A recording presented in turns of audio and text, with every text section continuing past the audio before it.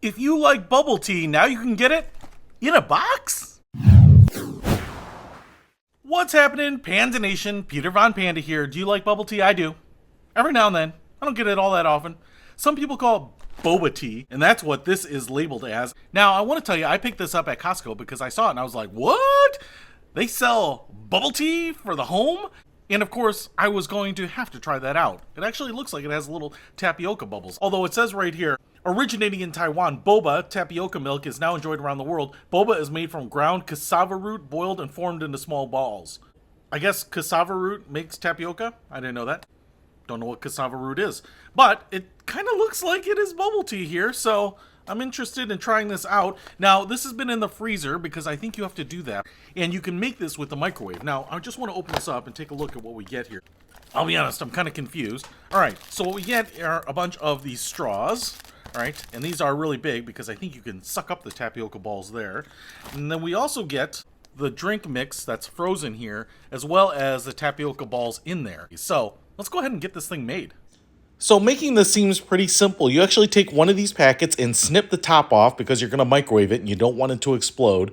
And so I actually found that actually putting it in a cup, like a small teacup or something to keep it upright so it doesn't spill, is the way to go. Then you just microwave it on high for 1 minute. Depending on the power of your microwave, that might be a little too long, maybe 10 seconds too long. And then you add a cup of ice to a glass. I actually just ballparked it. And then you're going to want to add 1 cup of milk. In this case, I just use skim milk, but 2% or whole milk would probably make it rich and creamy. And then you just add the mix and the bubble tea to the milk itself and then just stir it until it's a nice creamy consistency. Then throw in the straw and try it out. All right, so got it done. It's a little bit of a faff, but it's not too hard. Kind of creates a little waste. I've got it in a glass here, and this is exactly how much it makes. You can see the bubble teas on the bottom here, and I think it kind of cools off to a nice, cool, refreshing drink. So even though the tapioca comes out a little hot from the microwave, you can see my glass sweating there. So I'm kind of curious to taste it here and see what it's like.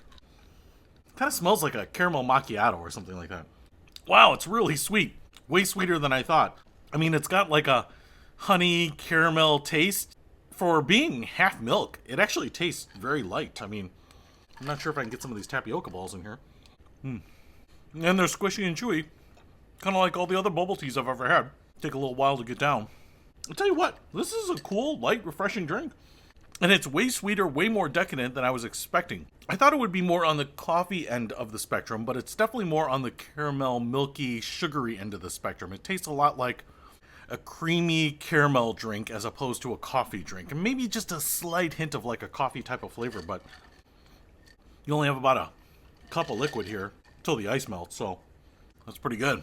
So, I tell you what, if you like sweet, rich, decadent drinks at home, and you've always wanted to make bubble tea at home because you didn't want to have to run out for it, well, now you can. At least thanks to Costco. If you want to pick this up, and if I can find a link for it, I'll put it in the description below. Peter Von Panda. Out! We can discover more and explore so much deeper.